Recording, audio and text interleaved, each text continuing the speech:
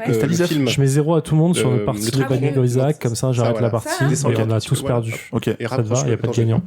Parce que là, il est juste devant toi. Là. Ouais, mais du coup, t'as 0 expérience sur le jeu là. Tu t'estimes que t'as pas joué en fait. Non. Ou qu'on a joué et qu'on a tous perdu. On a joué 46 minutes, Ouais. Et après, on a tous perdu. D'accord, pourtant on a tous perdu parce qu'on Ouais. n'a pas fini la partie. Oui, Ok. c'est pas la mort, hein, c'est pas grave. Ok. Ça me flingue un peu mes stats, mais c'est pas la mort non plus. De Là, est-ce que tu m'entends là toute façon, Ouais. comme ça reste. Là, c'est bon. Ouais. Ouais, non, là, je joue à gris, bien sûr, c'est un coup de cœur de ouf. tu Oh là rigoles là, pas. oui. Ouais. Oh, bah il a l'air pas mal. Il est, ouais, Ah, il a il est l'air plus cool. que pas mal. Il est plus que l'air Je aussi. spoil pas. Hein. Il est Oui, ouf. bah je voulais pas. Tu sais que j'ai commencé un petit peu à écouter la BO et je suis trop con. Je ferai Non, ça non, après. faut pas. Ouais, mais je Faut sais, pas. mais j'avais envie de me mettre un peu dedans avant de jouer quoi. Donc bon. Et ben je l'ai acheté ce matin et il faut que j'y joue maintenant. Voilà. Et j'ai Ouais. pas rejoué à Red Dead depuis Non au moins. Personne n'a rejoué à Red Non, Dead. non. Si, non. moi. Tu l'as fini? Presque, j'en suis à l'épilogue en fait. Enfin, D'accord. je dis presque, il reste encore une vingtaine de missions. Mais j'ai pas mal Ah ouais. fait le jeu, le mode online en fait. Parce Ouais. que le but Ah. c'était Le de jouer. online, il est bien, va. On pourra en parler des heures. C'est en bien ou en mal? En bien et en mal en fait. En Ah fait, ouais. ils ont un potentiel de ouf. Voilà. Je pense que ça pourrait être un des meilleurs jeux multijoueurs online, tellement la carte est grande, tellement c'est beau, tellement c'est bien fait. Mais ils Non, sont mais en est-ce train... qu'il y a des choses dedans? Ils s'en foutent, soit grand et c'est beau, un quoi. peu vide. Les quelques missions Voilà, en ok. style mission mode histoire, elles sont bien. Elles sont quand même assez sympas à faire, Ouais. à faire, mais il y en a très peu. Et en fait, t'as l'impression qu'ils se concentrent plus sur leur truc de microtransactions de merde Ouais, normal. hein. et à nerfer l'économie du jeu Normal. que de développer des trucs intelligents en fait. Et c'est un peu dommage. Ok. Voilà, c'est ça. quoi. Ouais, ça Mais- m'intéresse absolument, mais alors vraiment pas, quoi. C'est Bah, fou. c'est dommage quoi. Je pense que si prenait une direction un peu plus MMORPG, je sais pas trop comment, tu vois, avec un vrai PVP, ce serait un jeu de ouf, mais voilà, ils sont en train de. Je sais pas ce qu'ils font. J'espère que ça va être bien quoi.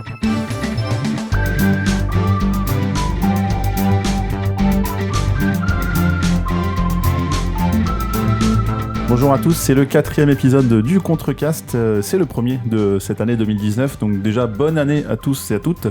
J'espère que vous allez bien, on va faire un petit tour de table, à commencer par toi Pitchy. Bah bonjour, bonne année. Bonne année, comment ça va? Ça va très bien. De quoi tu vas nous parler aujourd'hui? Je vais parler de Darksiders 3. Voilà, et puis après il y aura le petit coup de cœur, mais j'ai rien pour l'instant. Ah, ok. Ketrus? Oui, bonjour, bonne année. Bonne année. Excuse-moi, j'étais en train de faire autre chose. Non mais y a pas de souci, je vois que t'es très impliqué, très investi dans ce podcast, mais peut-être que t'as pas oublié ton sujet. Mon sujet, oui, c'est vrai, on a des sujets, ouais. Oui, je vais vous parler d'un bouquin qui s'appelle Art ludique. Très bien, c'est pas tout récent ça je crois, mais Non, on en mais reparlera. c'est d'actualité. C'est un rapport avec le musée? Exactement. Et Zéphiriel, vu que tu prends la parole. Ouais. Est-ce que tu vas bien? Ça va et toi? Oui, bonne année. Ouais, bonne année. C'est bien de dire bonne année parce qu'en fait on enregistre un peu avant 2019, mais on s'en fout puisque là on est en 2019 au moment de la diffusion. De quoi tu vas nous parler aujourd'hui? Moi, je vais parler d'un jeu de cartes. Je vais parler d'un jeu de cartes Magic, mais qui n'est pas Magic, mais qui est par le créateur de Magic. Eh ben, quel beau teasing. Eh ben on y va, c'est parti.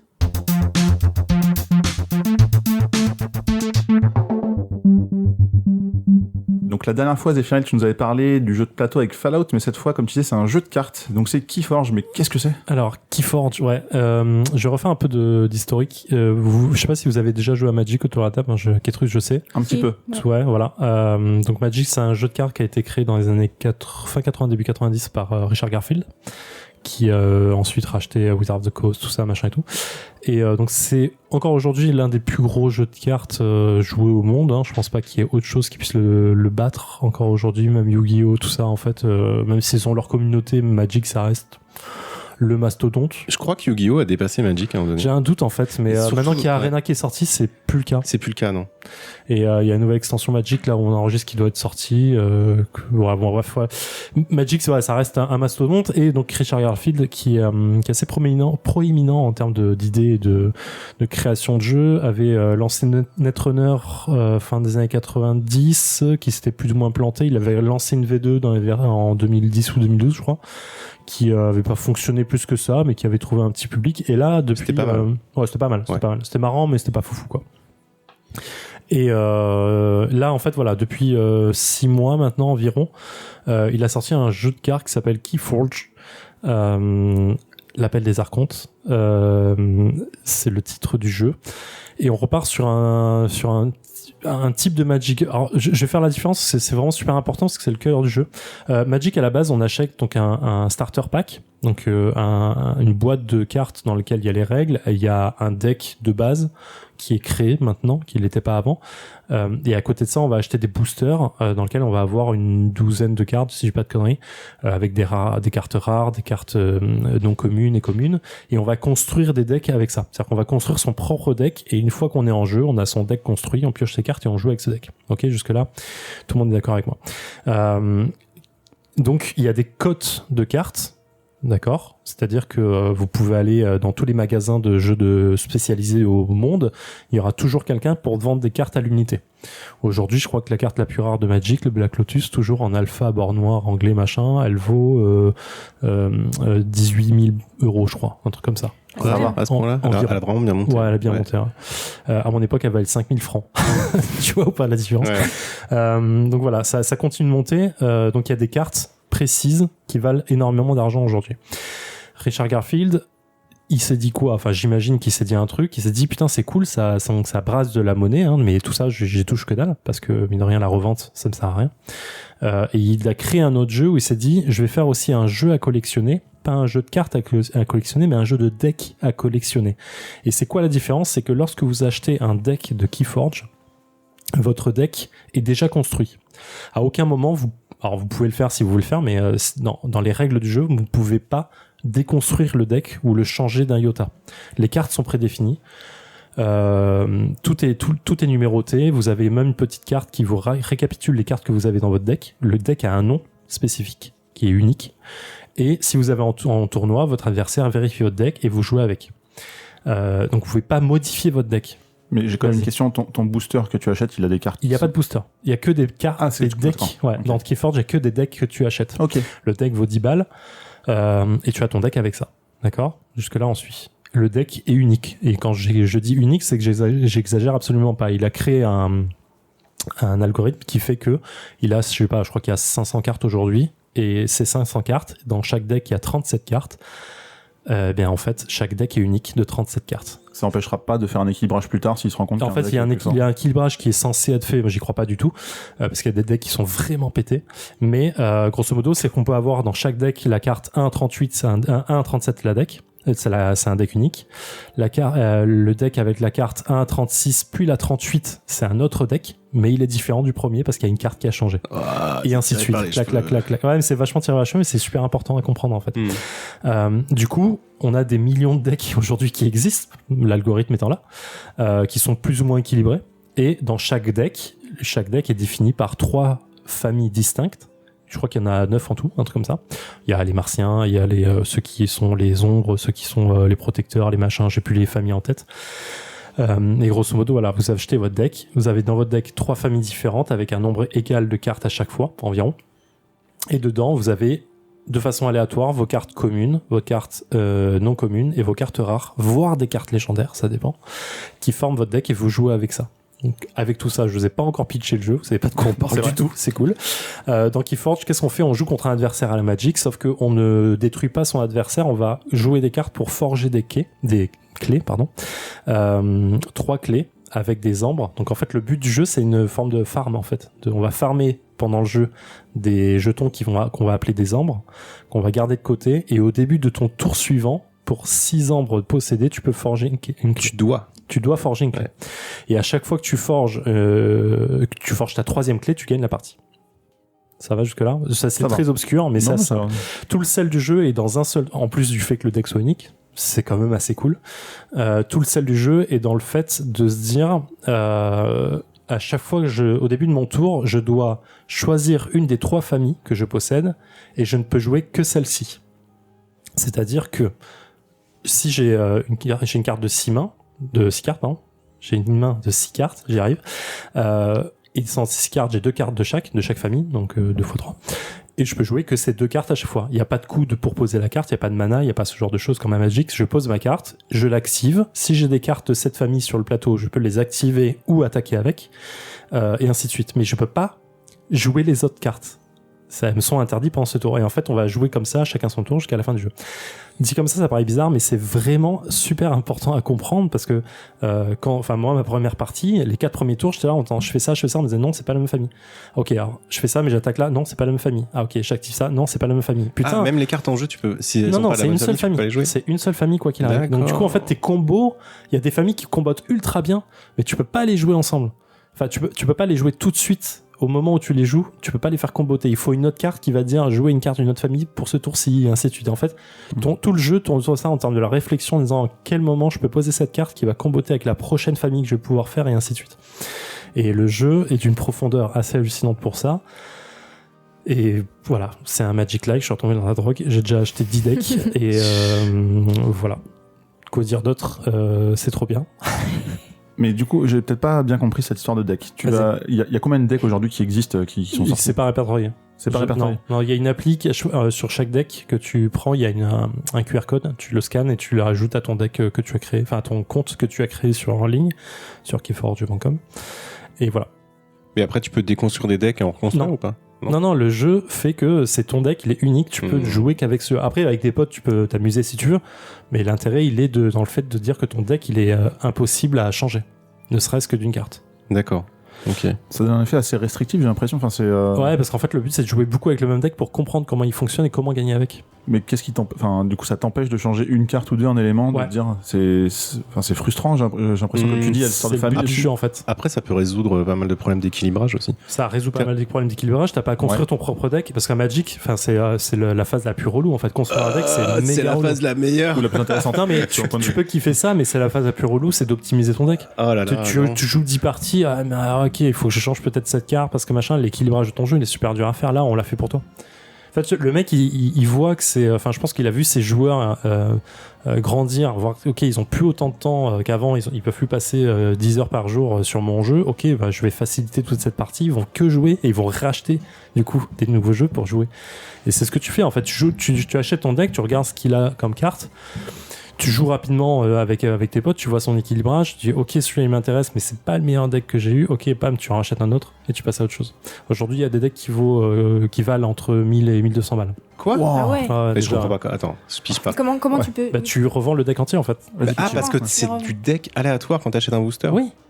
Ok, j'avais pas compris. Je pensais que c'était du préconstruit comme du jeu de cartes évolutif. Pareil, j'avais compris ça aussi. C'est aléatoire en permanence en fait. Tout est aléatoire. Non. C'est un deck scellé aléatoire. Ton deck est aléatoire. Tu achètes un deck, comme si tu faisais un scellé à chaque fois. Ah pardon, je pensais que vous aviez saisi ça. Non, mais pas du tout, non. Ok, en fait, tu achètes un deck, tu sais pas ce que tu as dedans. C'est un booster, c'est l'info en fait. C'est un deck. D'accord. Mais qu'est-ce qui t'empêche? Ah non, parce que les cartes sont numérotées. Ils ont le numéro du deck. Ah, tout.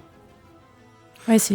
Ok, ah ouais, c'est une invention. Attends, quoi. on va le refaire. Pour ceux qui auraient été perdus comme moi, par exemple, tu vas au magasin, n'importe où. Ouais. T'as le deck numéro 8002. Et dans le 8002, dans tous les 8002 du monde, t'auras les mêmes T'as cartes. qu'un seul 8002 au monde. T'as qu'un seul 8002. Mais tu sais, avant d'ouvrir le paquet, que le 8002 contiendra. Non.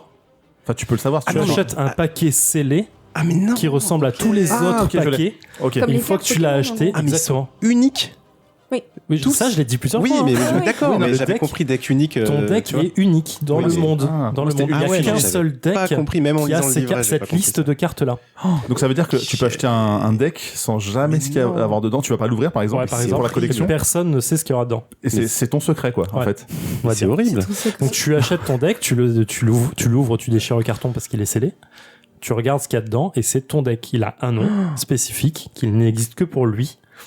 Il a une liste de cartes qui n'existe que pour lui. Ces cartes-là n'existent que... Enfin, cette combinaison de cartes n'existe que pour ce deck-là. Je vais faire des compétitions scellées, c'est obligé. Et là, il y a pas longtemps, j'en parlais avec des mecs sur Twitter, ils m'excuseront s'ils écoutent ce podcast, j'ai plus leur nom en tête. Et en fait, ils montraient un deck sur lequel il y avait marqué un des 4 cavaliers Apocalypse, donc War par exemple. Tu regardes sa carte, elle est ultra pétée, évidemment, c'est une carte rare. Et en fait, je dis au mec, il existe des decks, du coup, qui ont les 4 dedans. Il me dit, bah oui. Et il me lance un truc eBay, le mec, il est 1200 balles. Ah ouais. Il y a 4 cartes dedans, le même deck. What? Mais tu vois, c'est là où tu dis, le deck, il est ultra pété. Parce que la mécanique entre les 4 cavaliers, forcément, elle est multi, elle est transcendantale. Et c'est combien, du coup? Le jeu, il a 10 balles.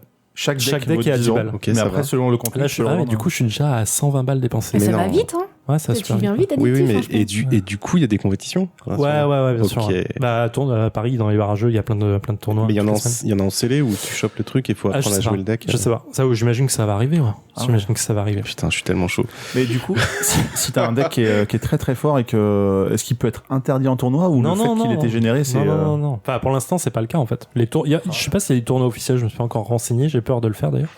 Mais si, ouais. Bah, Enfin, je là, vais au regarder. Mésia, par exemple, ils font des tournois tous les jeudis après-midi, tous les lundis soirs, tous les mercredis après-midi, je crois aussi. Non, ça tourne de ouf.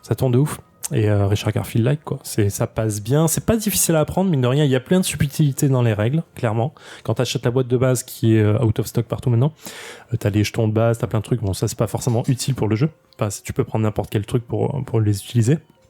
Parce que les créatures, c'est comme à Hearthstone par exemple. Une fois qu'elles prennent un dégât, elles sont pas soignées en fin de tour. Elles prennent donc t'as des jetons de dégâts sur elles. Et mais t'as les règles simples dedans en fait dans la boîte de base. Elles font 4 pages. Et quand tu télécharges les règles entières sur le site, elles font 60 pages. Parce que t'as plein de subtilités, plein de termes, plein de trucs, et faut comprendre comment ça fonctionne. Mais marketingement, c'est ouf. Là, je vois qu'ils proposent de faire des decks au nom de la boutique, par exemple. Tu vois. Ouais, bien sûr. Hein. Et alors tiens, question bizarre. Les decks sont uniques. Oui. Mais ils sont localisés. Du coup, est-ce qu'un deck français peut être égal à un deck Non, je pense pas. Je pense que le deck français est français. Point barre. c'est-à-dire tu peux Je pense que t'as pas le même deck aux États-Unis en fait, ou en anglais. Mais c'est des gros Le malades, truc promet en fait d'avoir un deck unique, donc il y a pas de unique au monde, hein, c'est précisé, donc il y a pas de raison que ce soit le même deck aux États-Unis. Donc ils ont dû, je sais pas, prendre la série de decks, je sais pas, 1 à 5000 en France, bah voilà, les decks 1 à 5000 ils sont français. Donc ils sont localisés en France, bam, et ils sont scellés. Mais tu peux en acheter un à l'étranger et jouer avec en France. Bien sûr. Comme Magic en fait. Magic a plein de joueurs de Magic ont des cartes françaises, anglaises dans leur même deck. Bien que tu cherches plus anglais de base, mais voilà. Pour les termes, pour la traduction. Je reviens juste sur un élément que tu as dit, c'est que c'est out of stock partout. Non, le deck, la boîte de base. En fait, dans la boîte de base, vous l'achetez pour 35 balles. D'accord. Il y a les règles dedans. C'est pas le plus important parce que tu les trouves sur le net et en plus fouillé. T'as 2 decks offerts. Donc les decks scellés, d'accord, uniques, t'en as 2 comme ça. Ouais. T'as tous les jetons qui te permettent de jouer les ombres, les machins, les trucs, les clés, c'est des morceaux de carton, ça s'en fout. Et t'as 2 decks d'initiation. Ces 2 decks, ils sont pas uniques, ils sont les communs, mêmes dans tous les decks d'initiation, dans tous les starter packs. Donc t'as 2 decks uniques plus 2 decks d'initiation. T'as 2 decks d'initiation qu'on retrouve partout et que tu peux jouer avec pour apprendre le jeu, c'est des decks de base. Ok. Voilà. Ça, on est sûr qu'ils sont uniques, c'est pour que tout le monde puisse apprendre le même jeu avec les mêmes decks. Et ensuite, sont pas uniques, justement. Qui sont pas uniques. Voilà. Et ensuite, tu joues avec eux. Voilà. Du coup, il est. Je vous en vends combien? J'ai un nombre. Bah là, ouais, moi ça m'a donné envie, mais du coup, on peut pas acheter ces decks d'initiation. Après, tu me dis c'est des bouts de carton. Ouais, pour tu t'en fous ça. Tu t'en fous. D'accord. Qu'est-ce que tu recommanderais là, si j'ai envie d'y jouer maintenant et que je peux acheter que les decks uniques là? Bah t'achètes des decks. T'achètes 3 decks, tu les achètes, tu les ouvres, tu regardes les cartes et tu commences à jouer avec un pote en disant voilà, prends ce deck là, moi je prends ce deck et on joue, on voit comment ça se fait. Juste, tu pourras pas gérer avec les jetons officiels, les pions officiels. Ouais, c'est pas grave, la ça, part tu prends des morceaux de plastique, tu prends des dés, tu prends des pions, on s'en fout. Franchement, c'est pas le truc le plus dur à faire. Hein. Ouais, parce qu'on devient les spécialistes de recommander des choses qui sont plus en vente, donc c'est juste pour au cas où quelqu'un veut l'acheter. Non, mais ça va arriver en stock, ça va arriver de plus en peu. Le starter pack, c'est pas le plus important, mais si vous voulez vraiment les pions officiels, vous les trouverez assez facilement dans un mois.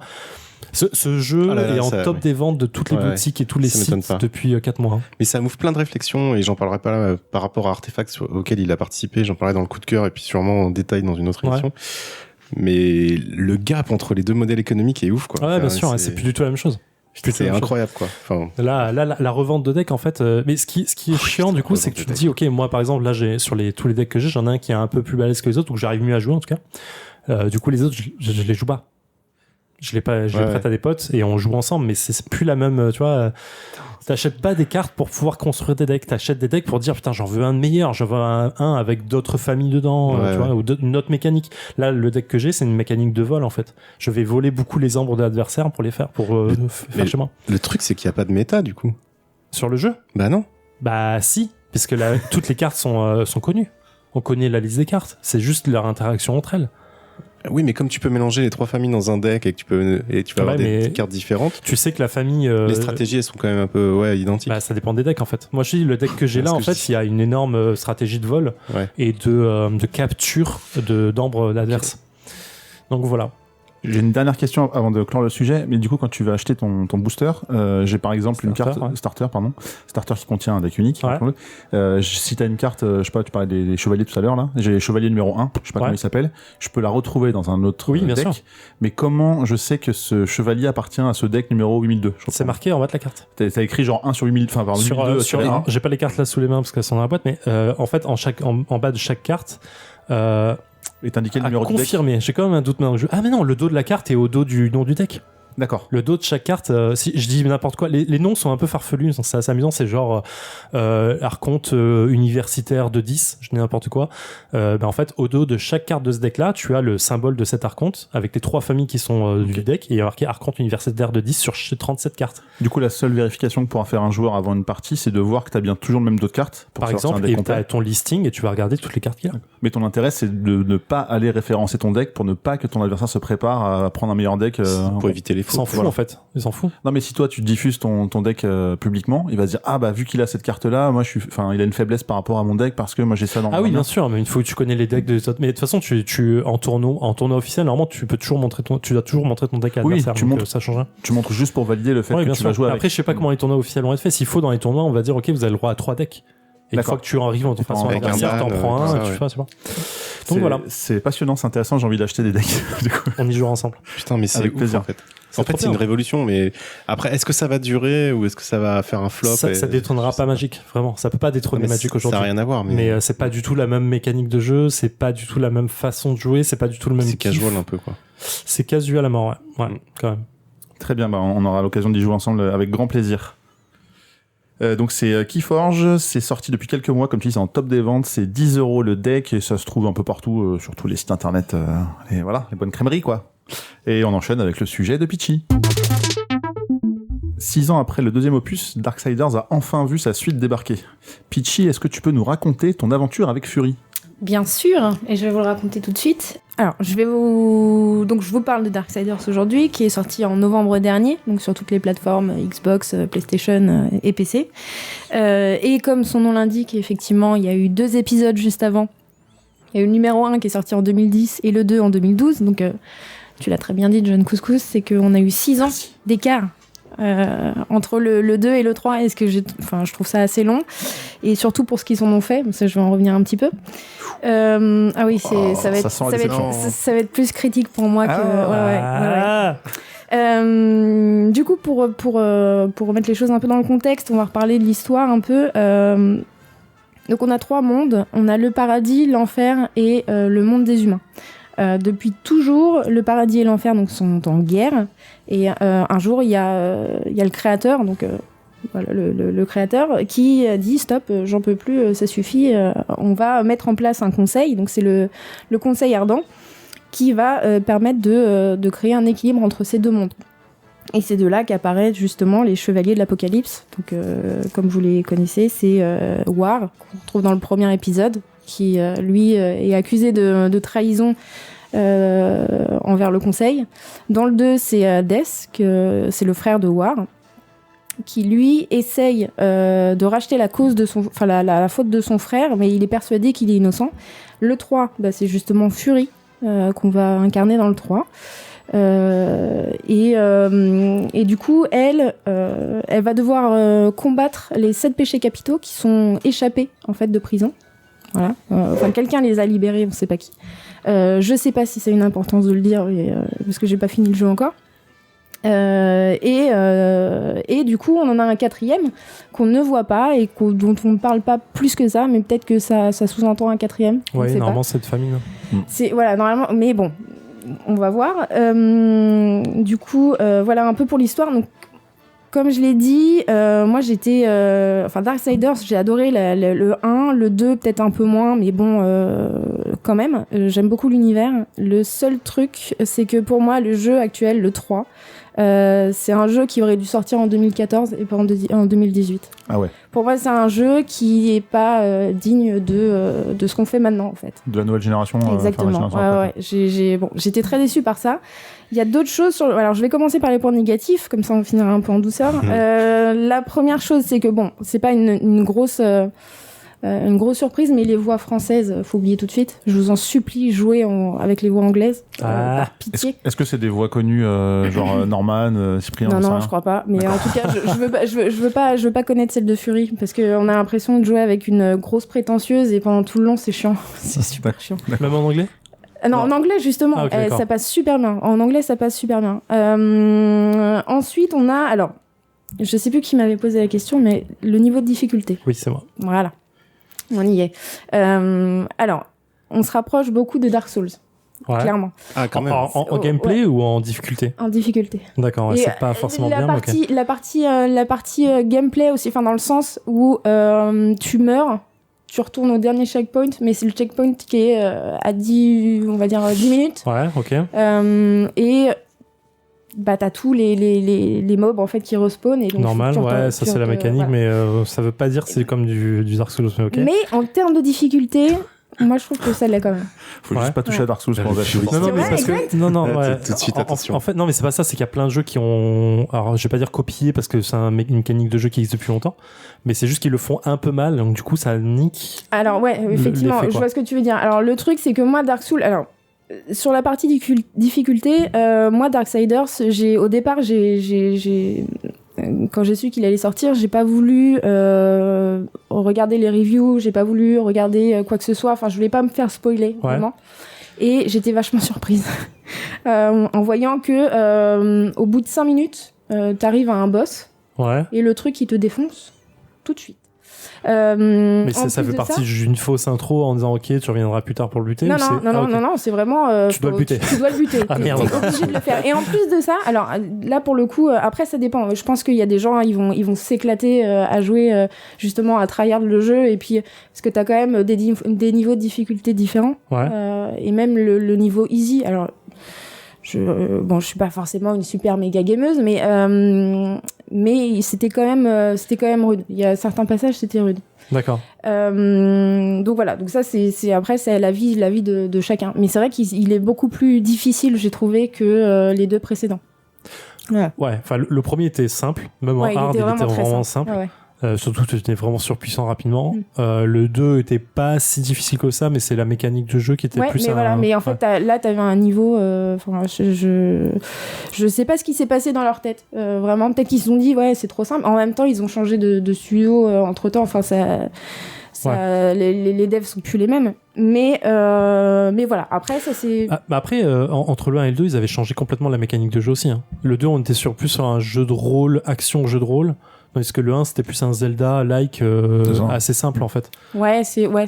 Dans le 2 t'avais des quêtes, tu avais des façons de répondre aux gens qui t'amenaient une quête secondaire et ainsi de suite. Donc c'était pas non plus.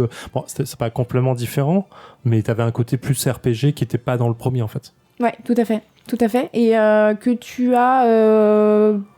Plus ou moins dans le 3. Enfin, voilà, donc tu vois qu'ils changent encore un peu la façon de jouer dans le 3, ça m'étonne pas plus que ça. Ouais. Mais moi, là, pour le coup, pour ce point-là, en fait, j'étais vachement étonnée. Je m'y attendais vraiment pas, vraiment. C'était, comme tu dis, hein, le 1 et le 2 étaient relativement simples et je me suis dit, bon, c'est cool. Enfin, tu vois, tu vas passer un bon moment et en fait, bah non, faut que tu reviennes, quoi. D'accord. Et du coup, bon, bah après, c'est, je pense qu'une fois que tu sais esquiver, c'est bon. Ah ouais, la base du jeu. Tu peux y aller, quoi. Dark Souls-like, ok. Voilà, donc t'as cette partie-là et il y a aussi une partie qui a, enfin, je dirais que le jeu est un peu buggé. Alors, il y a une chose. Alors après, je sais pas. Enfin, ça revient souvent. Il y a un truc tout con, c'est t'es sur une plateforme, tu dois aller sur une autre plateforme et tu sais t'as du vide qui te sépare et tu sais t'as le fouet de Fury, il faut que tu t'accroches et que tu balances et puis que t'ailles bon. Tout le monde sait le faire, jusque là tout va bien. Donc t'as juste à faire carré et puis c'est bon, c'est parti quoi. Sauf que bah tu fais carré mais il y a des fois le truc il te répond pas et il te voilà. Ah oui d'accord, merde. Et ça t'arrive souvent. En tout cas au début c'est difficile de prendre ça en main parce que tu comprends pas pourquoi ça marche pas et le problème c'est que dans le premier boss, alors je vais spoiler un tout petit peu, désolé, c'est que c'est un peu un contre-la-montre et tu dois faire que ça quasiment, tu sais, tu dois aller de plateforme en plateforme et en fait ils ont tout mis dès le début et bon bah du coup tu rages un petit peu parce que bah forcément tu y arrives pas quoi. Mais au moins tu sors du boss, tu sais le faire quoi. Ah, mais c'est ça, c'est un didacticiel. Ouais, c'est un didacticiel violent, quoi. Un peu long. Plus ou moins. Non, mais en fait, tu sais pas pourquoi ça ne marche pas, en fait. C'est ça le truc. Ouais, c'est tu chiant. sais pas, voilà. Des fois, t'as des moments de freeze, tu comprends pas. Enfin, voilà, il y a certains petits trucs, voilà. Ça m'a un peu fait chier. Et il y a une autre chose aussi, comme on disait, t'avais un côté RPG sur le deuxième. Ouais. Moi, j'aimais beaucoup. Enfin, moi, Ouais. j'adore les RPG. Je me suis dit, chouette, c'est cool, on va pouvoir retrouver cette chose-là. Alors, je sais pas s'ils ont voulu justement recréer le côté RPG, parce que au niveau des compétences, par exemple, ce qui est dommage, c'est que t'as que 3 compétences. Enfin, t'as que 3. Slot pas... de... Ouais, Pouvoir. C'est pas 3 armes de compétences, non, c'est pas ça non, pas Même du pas tout. C'est juste, en fait, tu peux juste augmenter. J'appellerais pas ça des compétences parce que ça l'est pas, mais tu peux juste augmenter en fait ta santé, ta magie et ta force. C'est tout ce que tu peux faire.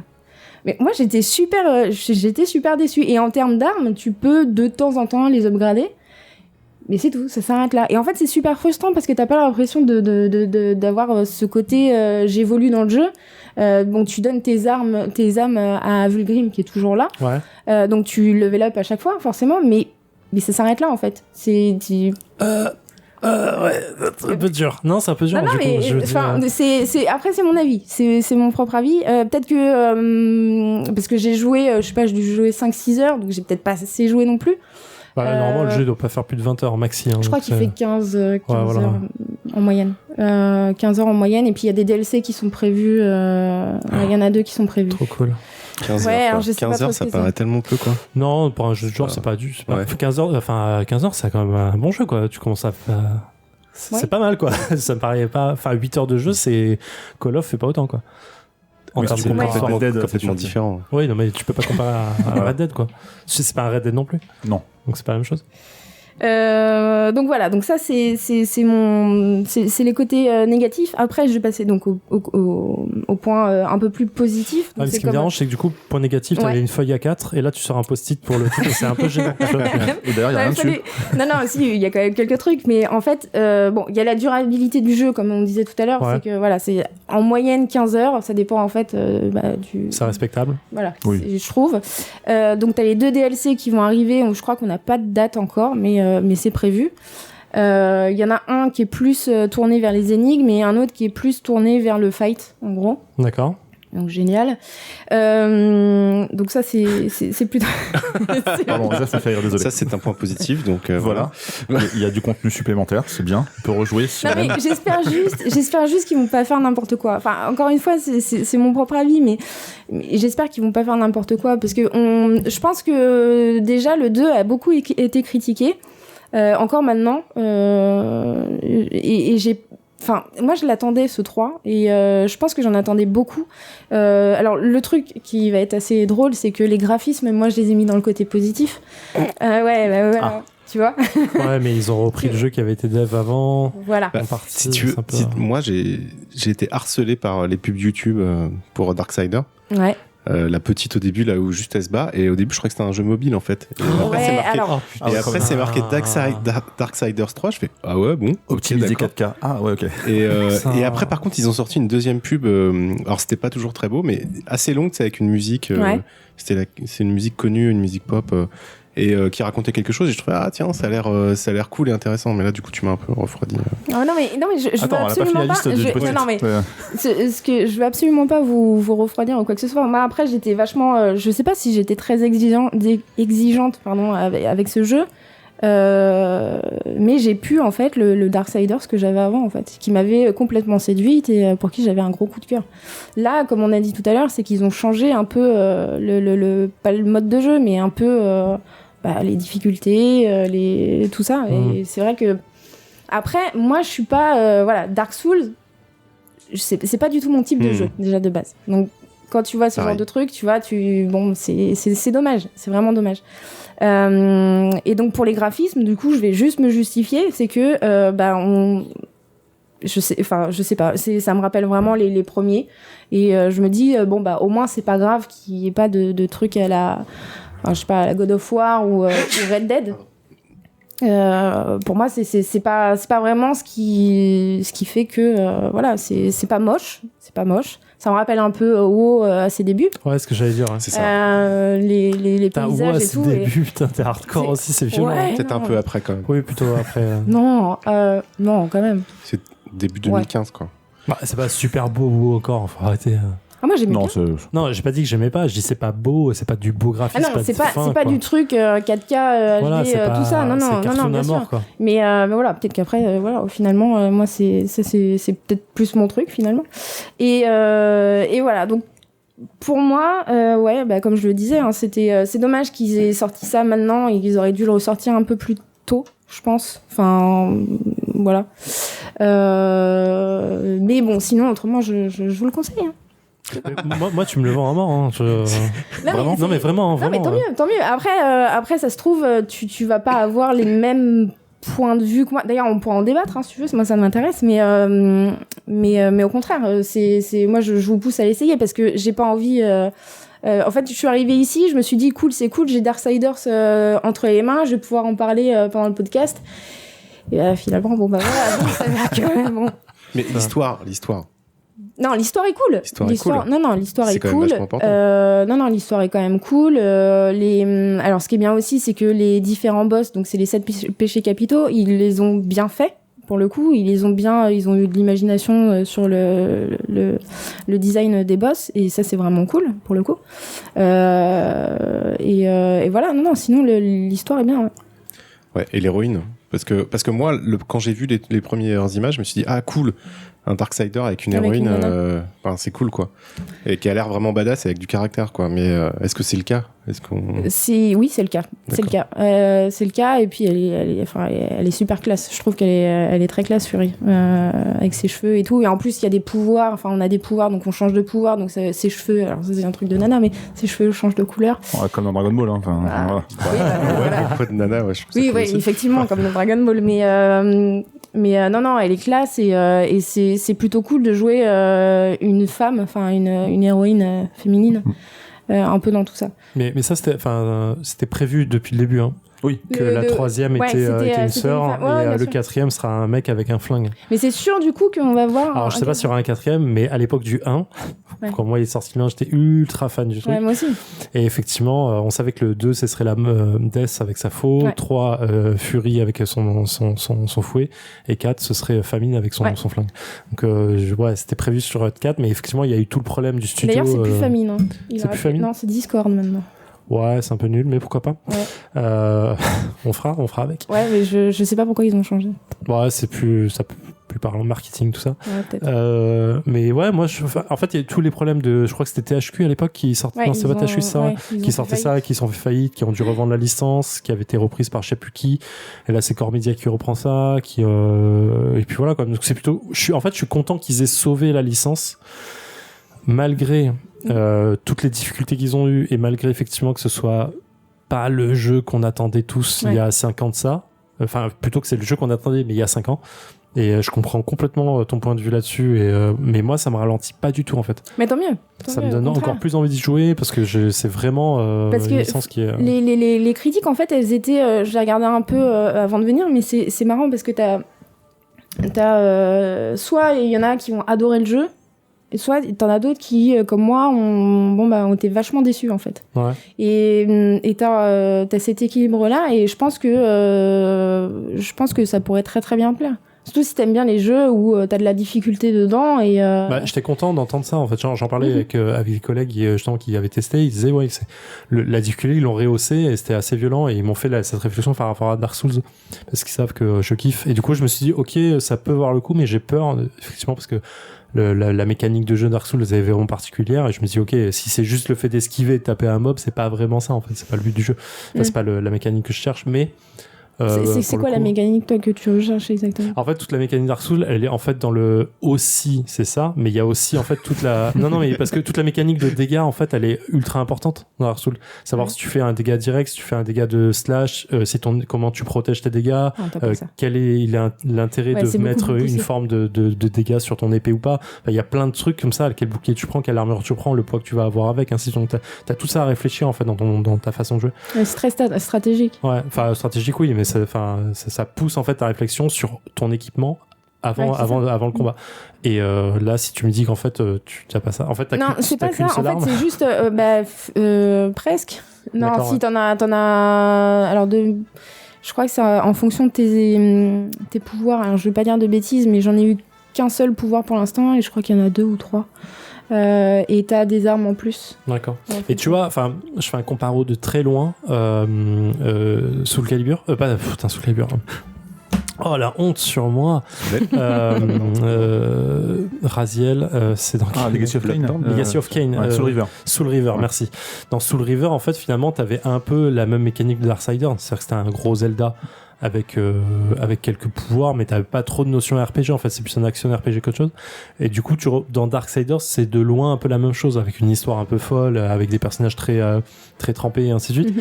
Donc, je retrouvais un peu et tu vois, en fait, je me rapproche plus de ça dans l'esprit, et j'adore.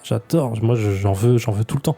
Donc, du coup, je pense que c'est pour ça que j'ai très envie de le faire. Et même si techniquement c'est daté, ouais, je m'en fous complètement, quoi. Ah non, mais je pense même que tu vas adorer le jeu de ce que tu me dis. Ouais. Ok, écoute. J'ai peut-être une dernière question. Si on n'a jamais joué à cette licence, est-ce qu'il vaut mieux commencer par ce 3 ou est-ce qu'on repart à 0? Tu connais mon avis sur le jeu? Non, mais après, non, mais si tu veux, tu peux commencer le 3, il y a pas de problème. En plus, ils te font un récap de l'histoire au tout début, donc tu comprends quand même un peu. Et puis même, tu sais pas, c'est pas très important. Si t'as juste au moment du tout début, t'as War qu'on voit apparaître qui est enchaîné. Mais sinon, autrement, t'es pas obligé d'avoir fait le 1 ou le 2, quoi. D'accord, mais vu ton amour pour le jeu, pour le 3 actuellement, est-ce que... je sais pas si le premier a bien vieilli ou pas. Parce que ils ont remasterisé là il y a pas longtemps. Oui. Le 1 Enfin, il y aussi, a pas le longtemps. remaster? Oui. Ouais. Ah putain, j'avais pas vu. Je savais que le 2 a été remaster, mais j'avais pas vu le 1. Ah. Moi, c'est vrai que pour les plus la jeune génération, je sais pas trop s'ils vont accrocher. Je dirais tenter, essayer de voir. De toute façon, à mon avis, je pense pas que ce soit... Commencer peut-être plus par le 1. Allez, t'es engagé, ça y est. Putain, le 1, il est cool. Mais le 1, moi, j'ai tellement adoré. bien. Mais moi, j'ai tellement adoré. Mais après, ça dépend. À mon avis, en plus, il doit être sur le PSN pas trop cher. Et Oui. puis, mais voilà. Mais c'est vrai que les gens, par exemple, ma petite sœur, je suis pas sûre que ce soit vraiment son kiff, quoi. Ouais. Voilà. Ok. C'est plus dans ce sens-là. Eh bien, merci de nous avoir parlé de Darksiders 3 avec ton post-it de points positifs, qui est dispo depuis le 27 novembre dernier, comme tu l'as dit, sur PC, Xbox One et PS4. Et on enchaîne avec le sujet de Ketrus. Donc, comme pour Darksiders, on va un petit peu remonter dans le temps, cette fois-ci en parlant d'un livre qui est sorti il y a quelques années. Mais le mieux, c'est de laisser Ketrus en parler directement. Oui, mais c'est pas parce que c'est sorti il y a longtemps que c'est un mauvais livre ou c'est plus d'actualité. Et donc on va parler d'Art Ludique, qui est sorti chez Sonatine Édition effectivement en 2011, et ça a été écrit par Jean-Samuel Crick. Alors j'espère que je le prononce bien. Donc Jean-Samuel Crick, lui, pour la petite histoire, il a travaillé 10 ans à la direction de l'action culturelle de la Fnac, en fait, comme responsable des départements cinéma, jeux vidéo, etc. Il a aussi créé les trophées du jeu vidéo. Il écrit beaucoup donc sur la BD, le cinéma, etc. Surtout sur la pop culture, on va dire. Et Jean-Jacques Lenier, que vous connaissez peut-être un peu mieux, parce que il a d'abord fondé en fait avec sa femme la galerie Art Ludique. Qui s'écrit A-R-L-U-D-I-K, si je ne m'abuse, qui est à Paris et qui est un des premières galeries d'art qui vendait des planches originales, donc de bande dessinée. Alors, de bande dessinée, ça se faisait déjà, mais en tout cas d'art qui était issu du jeu vidéo, du cinéma, etc. Après, il a commencé à se faire connaître parce qu'il a fait l'exposition Miyazaki Moebius, qui a cartonné, et à partir de là, en fait, il a fondé le musée Art Ludique. Je sais pas si vous avez déjà ici été à des expositions. Ouais, carrément. Oui. Ouais, il y en a eu pas mal. Il y en a eu sur l'art du studio Ghibli, sur Marvel, sur DC, et une sur laquelle je reviendrai tout à l'heure comme exemple, qui était l'art dans les jeux vidéo, qui est du coup un peu le propos de ce bouquin et de ma chronique, et qui du coup proposait de montrer toutes les personnes et tout l'art qu'il y avait en amont d'un jeu vidéo. Donc l'art ludique, en fait, ce bouquin, alors c'est un gros bouquin, il y a pas mal de pages, et en fait c'est d'abord un essai qui propose de définir justement ce qu'ils ont inventé, en tout cas ce qu'ils ont nommé l'art ludique. Donc je vais juste vous lire le début de l'introduction pour que vous compreniez un peu le propos et après on parlera du contenu. Il existe aujourd'hui un courant artistique majeur à la fois novateur et omniprésent qui tarde pourtant à être reconnu. Ce mouvement est né de la main de grands artistes du cinéma, du jeu vidéo, des mangas ou de la bande dessinée, qui restent souvent cachés dans l'ombre la colossale notoriété des univers qu'ils ont créés. Si le grand public ignore le nom de ces artistes, leurs images sillonnent le monde, façonnent notre imaginaire collectif, influencent la mode, le design, la publicité, les médias. Ce que ces créateurs d'univers proviennent des États-Unis, de France, de Chine ou du Japon, la diffusion de leurs œuvres est aujourd'hui internationale, et leurs collaborations abolissent les frontières. Leurs dessins donnent naissance à des albums, des films ou des jeux vidéo, et les meilleurs de ces artistes naviguent entre ces différents médias pour y insuffler leur génie créatif. Ils se réunissent parfois au sein de studios dont ils deviennent pour un temps les âmes nourricières, conjuguant leurs talents autour de la réalisation d'une œuvre maîtresse. Ce courant reste pourtant aujourd'hui globalement ignoré par le marché de l'art contemporain, car les créations de ces artistes, souvent commandités par des grands groupes apparentés aux industries culturelles, subissent régulièrement le dédain de la critique. Ce livre a donc pour objet de définir le mouvement qui rassemble ces créateurs et qui formera demain une tendance incontournable du paysage artistique. Il ne possède pas encore de nom, nous le baptisons art ludique. Voilà, donc c'est... alors moi, juste pour la petite histoire, ce bouquin, il m'a... pas éveillé, enfin je sais pas comment dire, en fait il m'a un peu il a posé en fait un nom sur quelque chose que déjà j'adorais. J'adore tout ce qui est art, fan art, tout l'art qu'il y a derrière les jeux vidéo. Donc j'achète beaucoup d'artbooks, tu vois. On a déjà discuté pour Overwatch, pour ce genre de choses, derrière le cinéma, etc. Et je savais.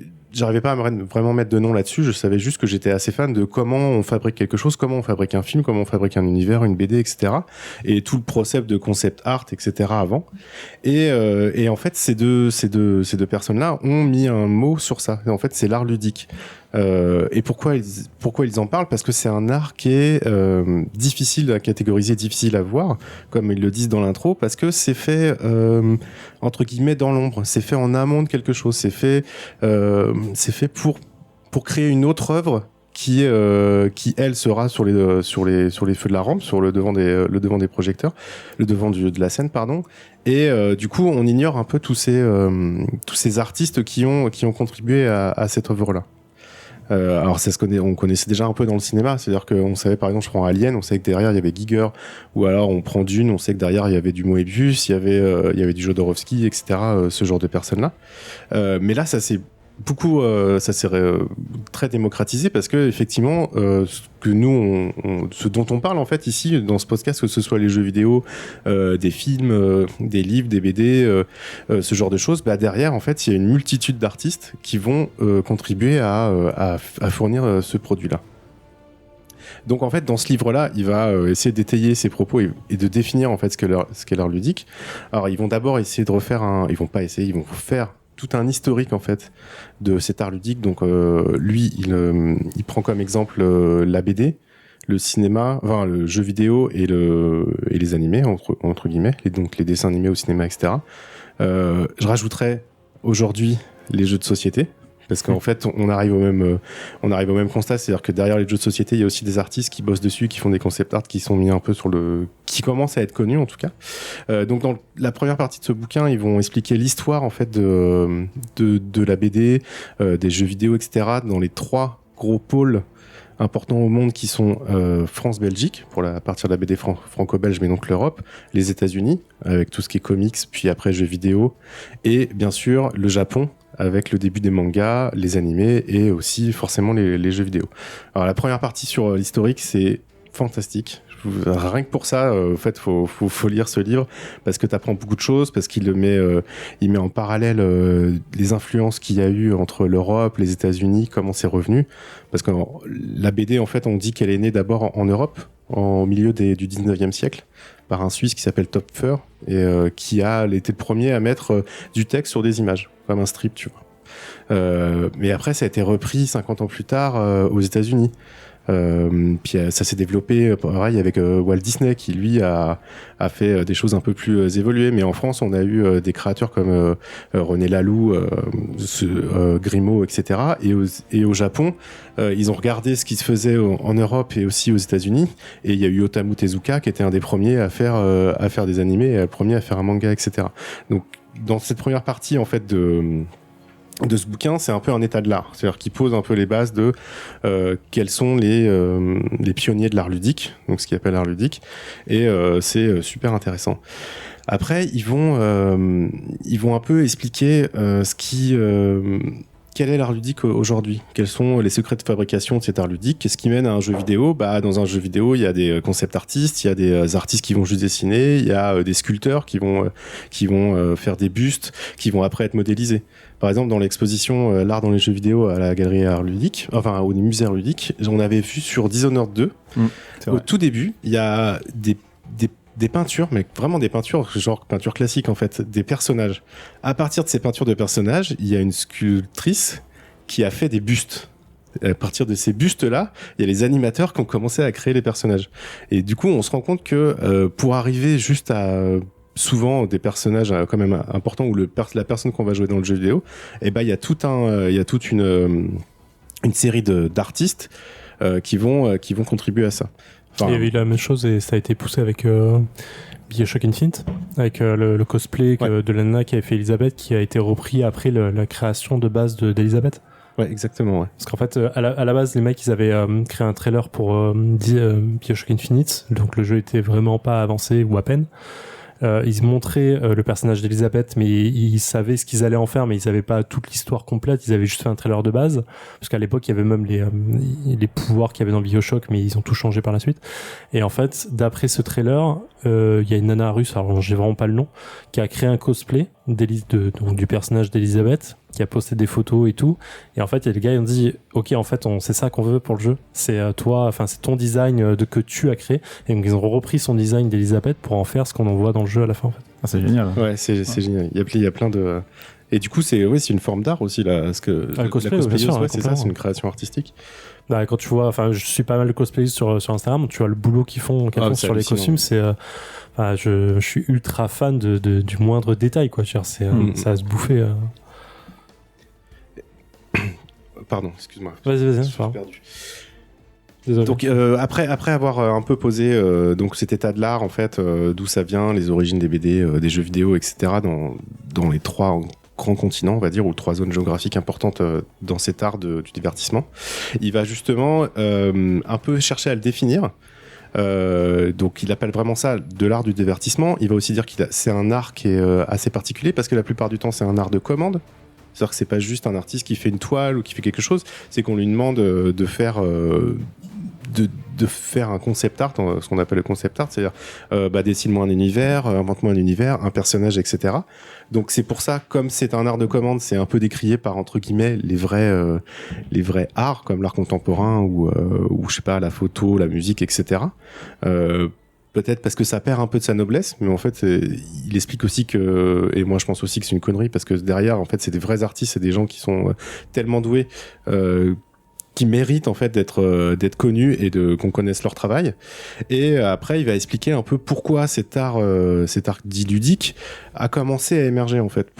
Comment parce que le numérique a permis aussi des nouvelles technologies, des nouvelles façons de créer, aussi de diffuser cet art, parce que au début c'était un peu confidentiel et maintenant on sait avec Internet, etc. on arrive à découvrir ces artistes. Je sais pas si vous connaissez le site ArtStation par exemple. Non, pas du tout. Alors, ArtStation, c'est un site qui est dédié justement à tout cet art un peu numérique, et c'est il y a 80% je pense de concept artistes dedans, mais c'est pas il y a tout le monde, mais il y a surtout aussi les grands concept artistes actuels que tu connais, donc qui vont bosser sur les derniers gros films, tu vois, sur les Hellboy, sur ou sur les derniers grands jeux vidéo, etc. Si vous aimez bien un peu tout ce qui est concept art, un peu le behind the scene, quoi, d'où vient le personnage que j'aime bien voir à l'écran ou que j'aime bien jouer, ArtStation, vous pouvez y passer des heures, surtout qu'il fait froid là, prenez un PC, mettez-vous un plaid et un bon chocolat chaud, et puis amusez-vous à aérer un peu et à vous enthousiasmer dans ce site-là, quoi. Donc voilà, en fait, t'as à peu près une bonne moitié du bouquin qui est dédié donc à cette démonstration et à prouver pourquoi c'est un art et pourquoi c'est important de le montrer, parce que c'est un art qui est un peu horizontal, qui est pluridisciplinaire, donc qui est moins facile à identifier que quelqu'un qui ferait une peinture classique qu'on peut voir dans les galeries, etc.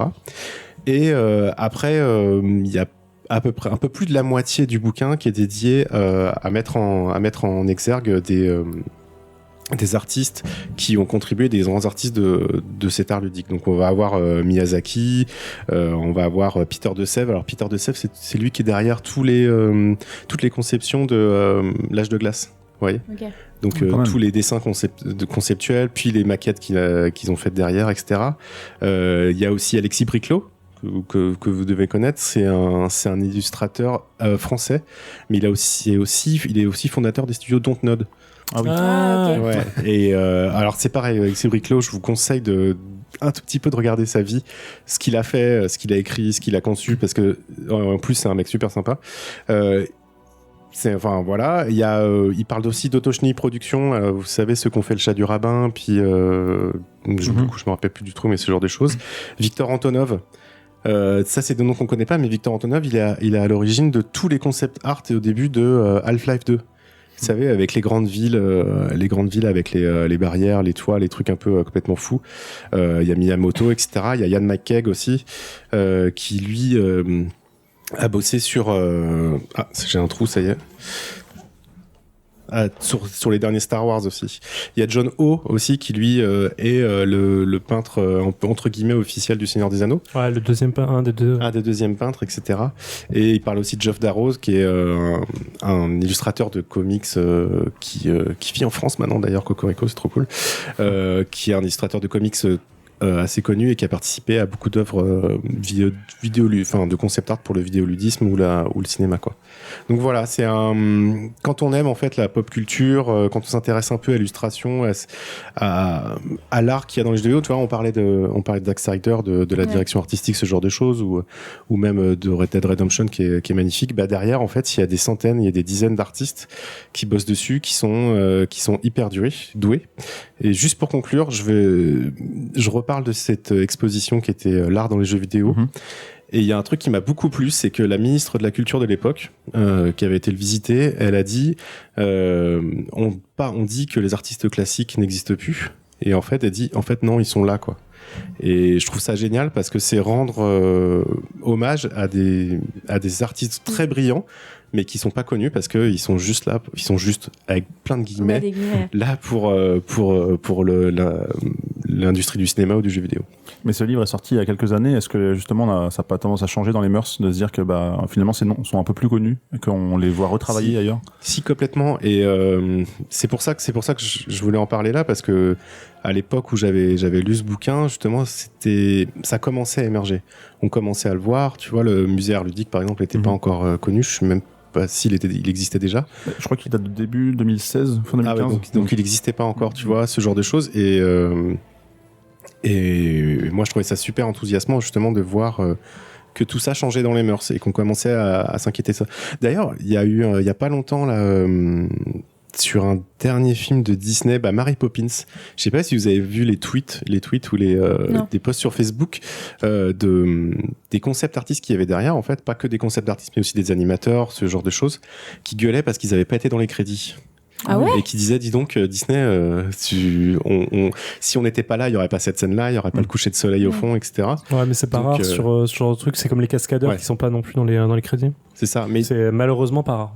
Mais c'est en train de changer. Et je parlais des jeux de société, qui du coup étaient pas aussi populaires à l'époque en 2011. Maintenant, ça a vraiment explosé. Maintenant, sur les jeux de société, tu as quasiment tout le temps maintenant le nom de l'artiste, et les artistes deviennent aussi un gage de qualité du jeu. C'est-à-dire que on peut acheter un jeu. Avant, on achetait un jeu pour l'éditeur. Après, on a acheté les jeux pour les auteurs, et maintenant, on achète aussi les jeux pour les artistes. Qu'est-ce que t'en penses, Zef ? Non, je suis d'accord, mais c'est même pire que ça. C'est que avant tout ça, on n'avait même pas les auteurs sur la boîte. Les auteurs n'étaient pas crédités non plus pour les jeux, donc c'est devenu de plus en plus effectivement une façon d'aimer le jeu et de trouver une mécanique, de trouver un auteur qu'on aime ou un illustrateur parce qu'on sait qu'on va. Alors, moi, j'achète moins les jeux pour les illustrateurs parce que ça veut pas dire que la mécanique est bonne. Mais je peux comprendre effectivement qu'on le fasse. Mais c'est devenu. Je crois que le premier bouleversement, et c'est pas le vrai bouleversement, mais qui moi m'avait bouleversé pour les jeux de plateau, c'était l'histoire d'Abyss, de Catala et Chevalier, où effectivement c'est un jeu qui est absolument fantastique. C'est Xavier Colette, c'est un illustrateur absolument génial qu'il faut absolument connaître, et qui avait créé à la boîte, et marketingement ils avaient créé 5 boîtes de jeux différentes, sur lequel, sur la fronte de la boîte, c'est-à-dire le dessus de la boîte, là où on voit la plus belle illustration, il n'y avait pas les noms des auteurs ni des illustrateurs. Ils étaient mis que sur le côté des jeux. Et ça avait fait gueuler, en fait, dans tous les sens. C'est marrant, en fait. Il y a un qui gueulait parce qu'il disait c'est pas normal qu'ils sont pas dessus, un qui gueulait parce que on s'en foutait de les avoir. Et finalement, en fait, c'est devenu aujourd'hui des boîtes collector, hein, les 5. Elles sont superbes. Et il y avait un côté marketing assez intéressant, je trouve, autour de ça. Et voilà. C'est juste pour dire que, voilà, l'illustrateur, par exemple, là, Xavier Colette, c'est un tueur. Et il y a des jeux sur lesquels moi je craquerais s'il était dessus, quoi. Mais bon, voilà. Du coup, tu te contredis un peu avec ce que tu disais. Oui, voilà, mais c'est pas forcément le cas. Mais effectivement, pour lui, je pourrais le faire parce qu'il fait des illustrations fantastiques. Mais ça évolue, quoi. Puis, on le voit même sur les jeux de cartes, je pense à Hearthstone ou même d'autres, chaque illustrateur est indiqué sur les cartes, en fait. Pas au moment où tu la joues, mais quand tu vas dans ta collection, tu vois qui a dessiné la carte. Et sur Magic, tu les vois. Et d'ailleurs, il y a plein de noms. Ça a toujours été le cas sur Magic, quoi. C'est marrant. Il y a plein de noms que j'ai cités là qui sont aussi des illustrateurs de Magic. Mais dans Briclo, par exemple. Moi, j'avais adoré cette expo, justement. Ça m'avait donné envie de faire des jeux que je connaissais vite fait. Enfin, typiquement, il y en a un, c'est Season After Fall. C'est un petit renard, en fait, c'est un jeu très poétique, très, très simpliste dans l'affichage. En fait, c'est un renard qui se bat une espèce de forêt, en fait, qui va jouer avec les saisons, typiquement, qui va passer de l'été à l'hiver pour pouvoir geler une fontaine, pour pouvoir grimper, etc. Et des jeux, tu parlais de Dishonored aussi, qui est magnifique, qui a un travail monstrueux sur cette partie-là, la partie visuelle, et plein d'autres aussi. Il y a pas mal de planches de Rayman. C'est dommage qu'il soit merdique comme jeu, quoi. Il est pas merdique, non, je l'ai pas terminé, mais en tout cas de ce que j'en avais vu, c'est le côté mécanique des jeux, des endroits par lesquels tu vas passer pour accéder à la fin. Chacun a sa propre façon de jouer, ça c'est assez fort. Et il y avait aussi des planches en 2D à la Rayman aussi, où on voit tous les tracés, tous les croquis, et tout le travail impressionnant qu'il y a dessus. Et c'est vrai qu'il faut reconnaître cet art-là. Moi, ce que j'avais le plus adoré sur cette, ce qui m'avait ouvert les yeux entre guillemets sur cette expo, c'était comment ça s'appelle, Soldat Inconnu. Oui, c'est vrai, il y a ça aussi. En fait, bon, le jeu est superbe de base, même si c'est pas le jeu de l'année en termes de mécanique, mais l'histoire est fantastique, la narration est superbe, les points de détail qui vont t'apporter dans l'histoire sont cool. Et en fait, il y a un des trucs qui m'avait pas choqué, mais que j'avais jamais remarqué dans le jeu et qui m'a fait ouvrir les yeux sur les détails des jeux, films, créations, tout ce que tu veux, en fait, tout ce qui va toucher justement à l'art ludique dans les BD, des trucs comme ça. C'est effectivement, à un moment, un mec explique que tous les adultes, tous les soldats dans le jeu ont toujours une casquette qui tombe ou un casque qui tombe sur le visage, qui fait qu'on voit jamais leurs yeux. Ouais, ça c'est fort. Il y a aucun personnage dans lequel on voit les yeux. On voit que les yeux des enfants et des animaux. C'est les personnes qui sont un peu innocents en fait à la guerre, innocents en fait au monde qui les entoure. Et en fait, tandis que les adultes en fait sont honteux de montrer ce monde et de participer à la destruction et ce machin et tout. Et en fait, j'avais trouvé ça tellement beau et un détail mais vraiment insignifiant. Tu t'en rends même pas compte dans le jeu, mais ça participe malgré tout à l'ambiance du jeu. Et du coup, c'est le genre de petit détail qui m'a à terme fait en sorte de me forcer à regarder justement le plus de détails possible dans une planche d'un comics, dans une scène d'un jeu, dans plein de trucs en fait comme ça. Ouais. Moi, il y a des films ou des jeux vidéo où j'achète l'artbook et pas forcément le jeu. Je regarde pas le jeu ou je joue pas au jeu, quoi. Ah, mais il y a des jeux comme ça qui sont intéressants, enfin même pas que des jeux, des jeux, je suis plus roman graphique que manga ou comics, mais je regarde d'abord le visuel en fait avant de voir si l'histoire est bien ou pas, et parfois je suis déçu, mais c'est ce qui m'attire en premier, quoi. Je connais pas forcément l'auteur, je connais pas forcément l'histoire, j'ouvre et je fais waouh, c'est trop beau, il faut que je le lise, mais et ça se trouve c'est de la merde, mais au moins c'est super joli et c'est ce qui m'attire en premier, quoi. C'est dommage parce que du coup l'inverse c'est vrai, t'as des histoires qui sont absolument dégueulasses visuellement, c'est vrai. Lettre 44 et c'est une histoire de ouf derrière, quoi. Mais c'est le genre de choses qu'on va devoir me recommander pour que je me mette dedans, mais pas, ça viendra pas naturellement, quoi. Ouais, merci Ketrus d'ailleurs. Voilà. Oui, merci Ketrus pour cette rubrique, tout à fait. C'était très cool, très intéressant, et donc c'est Art Ludique qui est disponible toujours à la vente, qui est sorti en 2011, et on peut le trouver autour de 30-35 € un peu partout. On va passer au petit sujet dossier qu'on a voulu faire, en fait, parce que c'est le début de l'année 2019 et on a tous souvent des résolutions qu'on tient entre 2 jours et 365, ça dépend. Et là, on va se lancer un peu cette espèce de fil rouge. En fait, chacun va se dire, moi cette année, je vais essayer de faire ça. Typiquement, je prends mon exemple personnel de l'an dernier, qui est lié aux jeux vidéo et à mon compte PlayStation Network. C'est en fait, j'avais terminé l'année précédente avec 113 trophées de platine et je m'étais dit, allez, 12 mois plus tard, je serai à 150. Donc au moment où on enregistre, je sais pas encore si j'ai réussi ou pas, mais je suis pas loin, donc on va dire que oui. T'es à combien ? Là, au moment de l'enregistrement, je suis à 147 sur 150, mais je devrais réussir avec les quelques jours qui restent à atteindre cet objectif.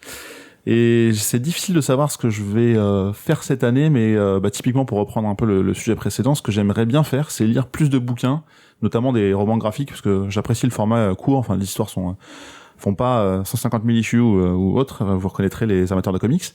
Et puis voilà, des fois on peut te porter par des histoires. Donc essayer de me mettre un peu plus dans les bouquins. Donc je sais pas si je peux me donner un chiffre mensuel ou autre, mais découvrir plus d'univers différents graphiquement au niveau de l'histoire ou au niveau des auteurs et peut-être aussi retenir leur nom, ce sera un objectif parce que j'ai toujours un peu de mal avec ça. Mais voilà, donc je pense que c'est un de mes objectifs que je vais essayer de tenir cette année, de un peu délaisser la console pour un peu plus lire. Ah non, il faut que tu donnes un chiffre. Il faut que je donne un chiffre. Au moins un par mois, c'est obligatoire. Ah bah alors 2 dans ce cas-là. Je vais dire 2 par mois pour deux par mois. Ouais, minimum. Roman graphique et livre. 2 romans enfin tout réuni, mais on va dire sur la base de romans graphiques, et si je dévie sur autre chose. T'inquiète, on va t'en trouver des romans graphiques, il y a tellement à lire. Non, mais c'est clair. Hein, tu commences par After Death de Jeff Lemire. C'est chaud, hein. Bah ouais, c'est chaud. Ah, c'est dur. Hein. Alors, je commence par Gideon Fall déjà. Je le mets en 2019 alors peut-être, mais peut-être pas en Fais tout Jeff Lemire, toi. Alors tu fais le malin, toi, Ketrus. Est-ce que on va te donner un objectif pour l'année? Je suis pas très résolution, moi. C'est pas vraiment de résolution, c'est plus un objectif, défi, enfin un truc que tu as envie de faire un peu plus que d'habitude. Et on a tous le problème de manque de temps. Et ben on va le trouver justement pour un truc sympa.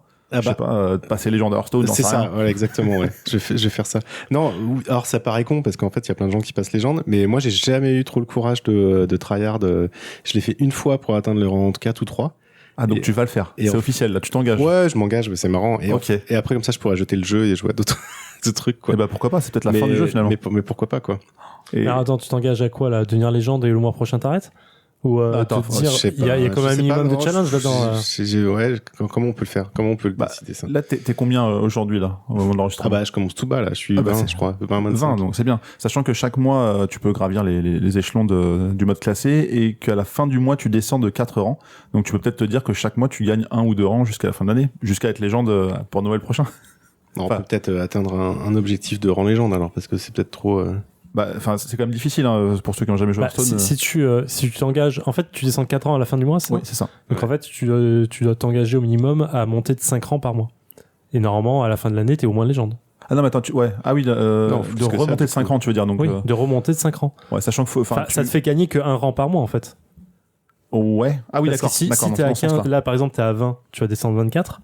Je sais pas si ça existe plus. Oui, ça existe encore. Donc ça veut dire qu'à la fin du mois, tu t'engages au moins à être à 19. C'est ça. Et tu vas redescendre de 4, ça te fait monter que de 1, mais objectivement, tu vas pas monter à 19, tu vas forcément monter plus vite. Et donc, tu es obligé de monter d'au moins 5 rangs par mois. Enfin, d'au moins 1 par rapport au classement d'avant, quoi. On va dire. Voilà. D'accord. Faudra m'expliquer Hearthstone un jour, parce que là... Pas de souci. Ok, on fait ça. Non, mais explique, c'est intéressant pour le coup. Si j'arrive pas en 12 mois, quand même, c'est triste, quoi. D'arriver légende, c'est compliqué hein, quand même. Enfin, c'est chaud. Hein. C'est du temps, hein, parce qu'en fait, c'est du temps, c'est plus ça. Et en fait, je me suis dit bon, j'ai jamais pris le temps. Mais tu vois, ça manque un peu. Tu sais, c'est comme les 12 victoires en arène. Bon, ça c'est fait. Ouais, moi aussi. Mais après, oui, c'est vrai, je l'ai plus en plus.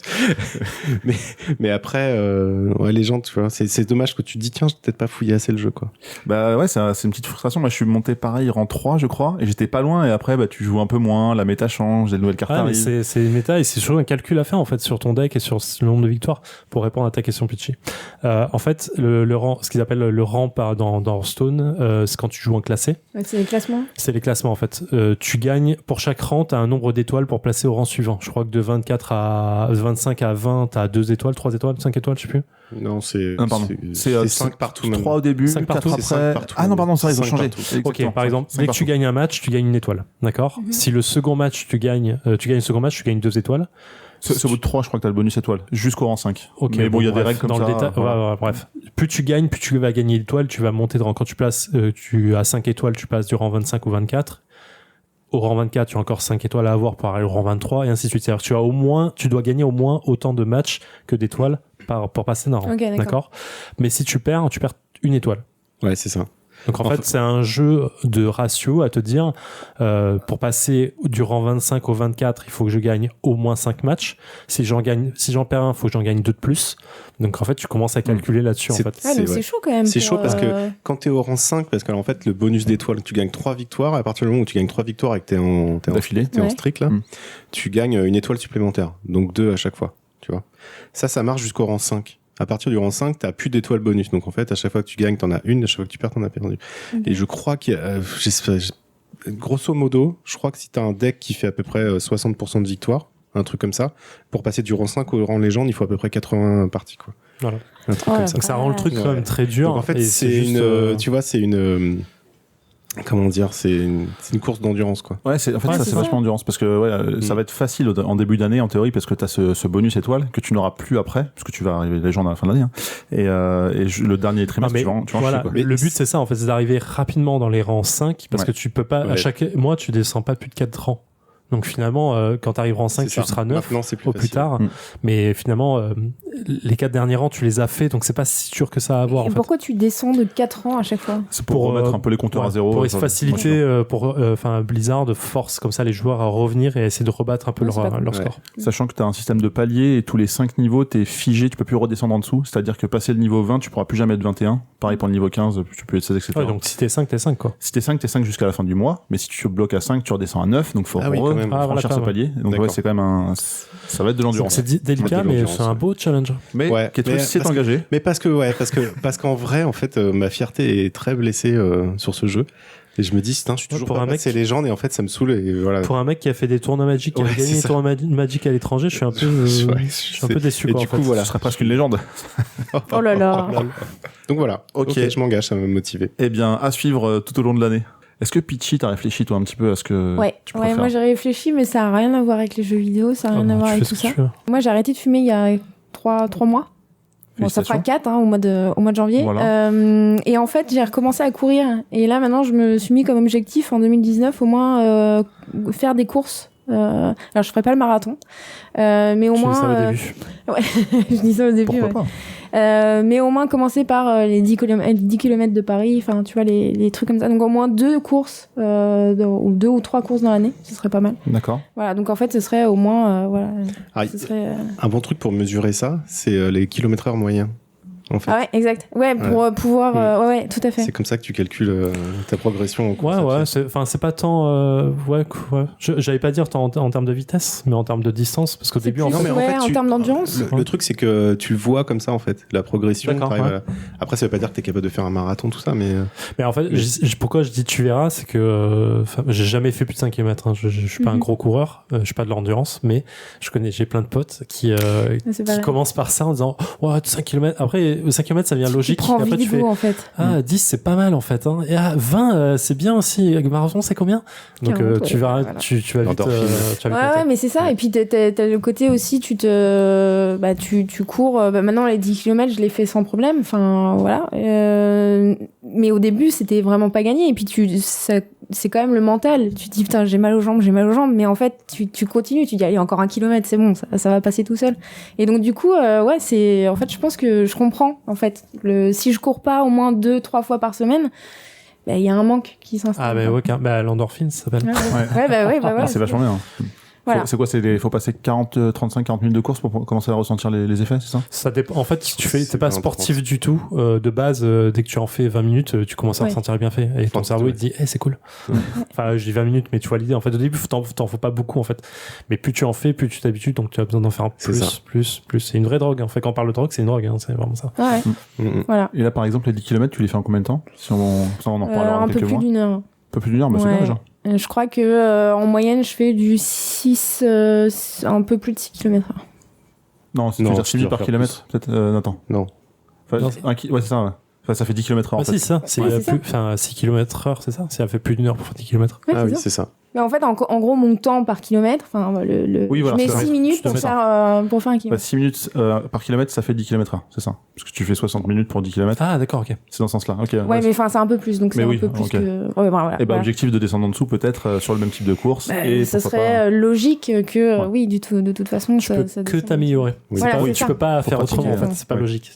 Tu peux pas dire, ah, j'ai fait que cette fois. Non, c'est pas possible. Ouais, C'est pas- voilà. Enfin, tu m'as compris. Mais c'est bien, enfin, moi, c'est pareil, j'avais commencé à courir tardivement parce que au début je trouvais ça sans intérêt, pour être honnête. Et suite à une rupture, bah, je me suis dit, allez, je vais me remotiver à faire un truc et je me suis mis à courir et j'ai commencé par des 5 aussi.